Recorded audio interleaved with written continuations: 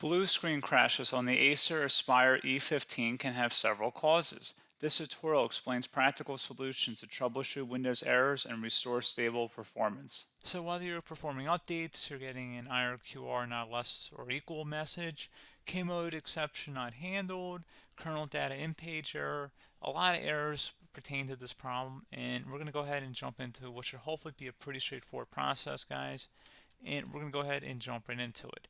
So first thing I'd recommend doing would be to actually go ahead and boot to the troubleshooting utility on Windows 11. So if you do a hard power off 3 times in a row, Windows should automatically attempt to launch the startup prepare utility.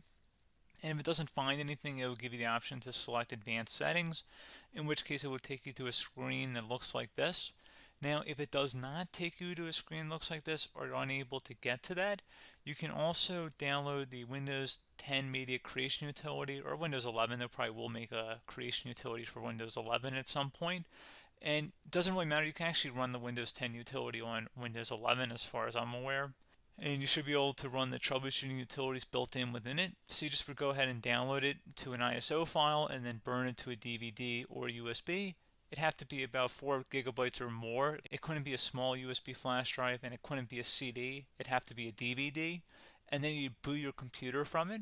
So depending on the computer manufacturer, you'd have to tap a different key on your keyboard in order to launch that menu, in order to select what boot drive you want to go off of. So it could be anything between the escape key, F2, F8, F12, for example, and those are the function keys on the top of your keyboard. So you may have to just do a little bit of trial and error. Shouldn't take you more than a couple minutes. Googling it would probably be best before you even begin. But anyway, we're ready to go ahead and jump right into it.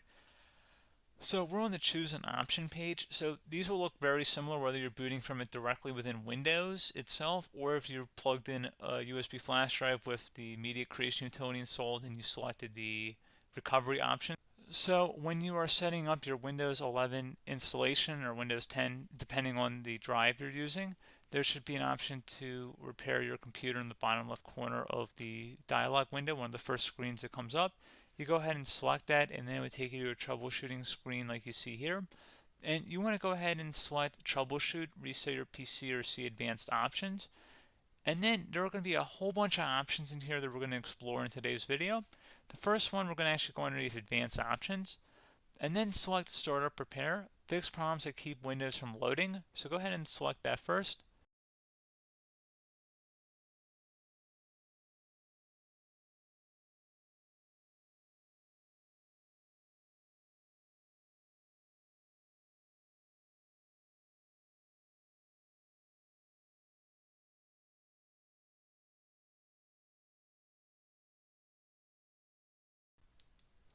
Okay, so you can see it could not repair our PC. That was our first option we could try. Something else, if we go back into advanced options here and then select troubleshoot, we're going to go underneath advanced options again. You can go ahead and actually access safe mode by selecting startup settings. And then if you select the restart button, you have the option on the screen select safe mode with networking, which will give you a key on the screen. It'll tell you which key to press to enter that. I believe it's the F7 key. It'll do that for you. I'm not going to go over that in today's tutorial because I don't really want to go into safe mode, but you're more than welcome to attempt that by going into here and then selecting restart. Again, it'll launch another screen. It'll say what key do you want to press, and it'll give you like 7 or 8 different options, and you want to select safe mode with networking. There's also an option for a command prompt too, but that's going to be something we're going to cover later in this video, and we don't even have to go through that in order to access it. So that's why I'm not going to really push for that, because unless you know exactly what's causing the problem, you probably don't need to go into safe mode. Unless you're trying to recover files, in which case then you definitely can go into safe mode, but we're trying to actually recover our computer here. So I hope that makes sense. Something else we can also try here as well would be to uninstall updates, remove recently installed quality or feature updates from Windows. So if you go ahead and select that, you can uninstall the latest quality updates, which generally is the more day-to-day updates. Feature updates are the less regularly released ones, like the big ones. I would equate it to service packs in like Windows 7 and Windows Vista and Windows XP. So larger updates that occur once or twice a year at most. And the quality updates are more just a regular update. So probably obviously depend. It'll take longer if you're going to try and uninstall the latest feature update versus quality update, and maybe you don't need to go back that far. So just giving you guys a couple of pointers with that. Something else you can also look at here, and we're going to jump into the command prompt in a little bit, but you can select System Restore, which will use a restore point recorded on your PC to restore Windows. And this is something I would highly recommend here, guys. So select Next. Assuming you have a restore point saved on your computer, you go ahead and select the most recently created one, and you'll select Next, and then you'll select the drive. You shouldn't actually have to select the drive. You can scan for affected programs, but we're going to keep it all default here, and then we're going to select Finish. So once started, System Restore cannot be interrupted. Do you want to continue?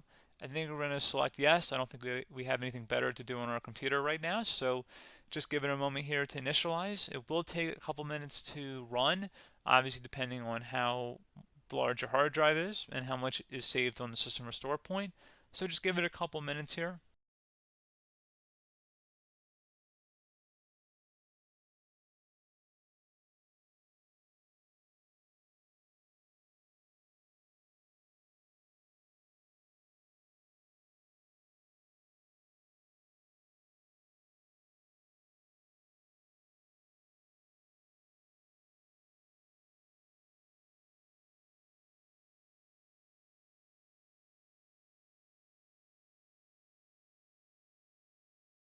Okay, so you can see System Restore completed successfully. The system has been restored. Your documents have not been affected. Click the Restart button to restart your computer. Go ahead and select Restart.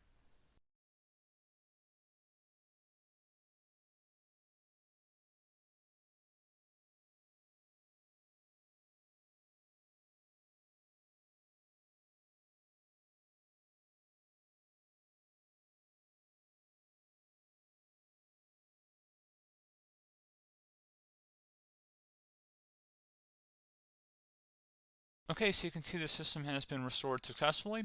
We're going to go over a couple different methods in addition to that if that did not work. So I'm just going to pause the video and we're going to start back on the recovery screen that we started with. Okay, so a couple other things we can try here too. If you go back into troubleshoot, you can select reset your PC, let you choose to keep or remove your personal files and then reinstalls Windows. You can select to keep my files, which will remove apps and settings but keeps your personal files. You can also select remove everything, which will remove all of your personal files, apps, and settings.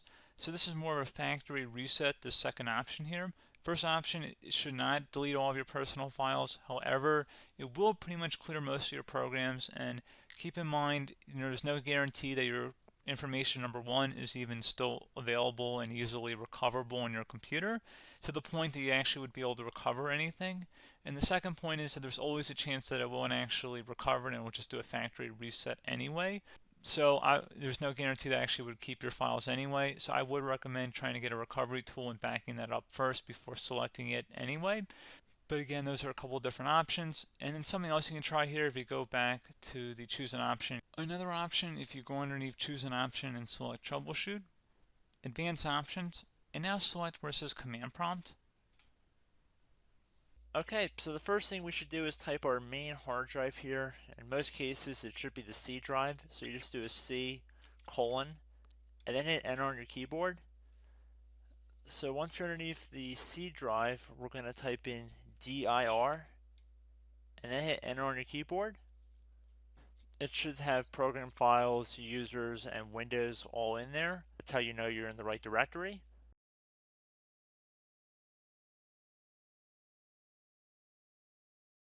In some cases, it might be the D drive as well, so just keep that in mind.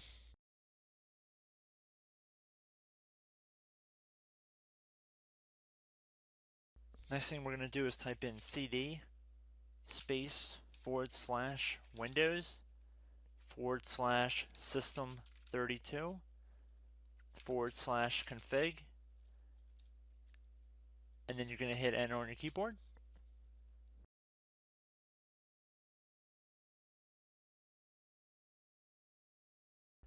So now you're going to type md space backup.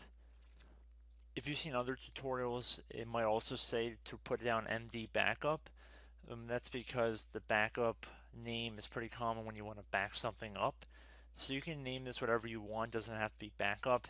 So if you've already made a backup folder in the past, you could do backup 1, for example. So once you're done setting the name you want the backup to be called, hit enter on your keyboard again.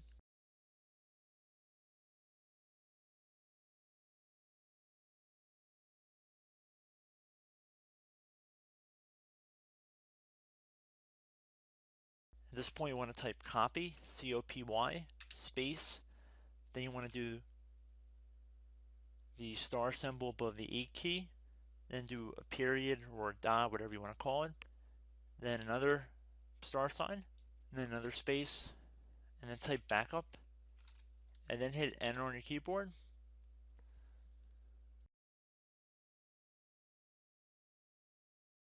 Now you want to type cd reg back, R-E-G-B-A-C-K, and then hit enter on your keyboard. So now that we are under the reg back, so now you want to type dir again, and then hit enter.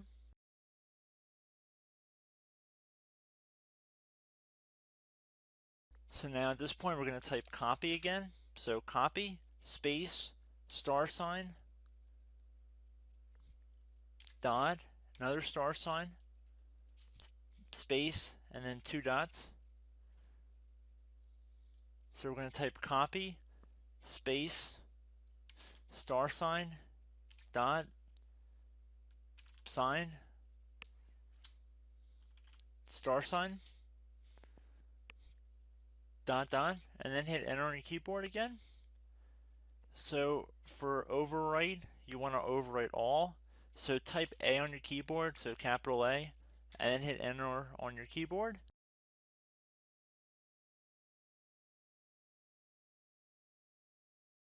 So at this point you should be good to go. You can close out of the command prompt window, and if you accidentally continue to Windows 10 you should be all set. So I hope one of these 3 or 4 different methods we went through in this tutorial helped you guys out.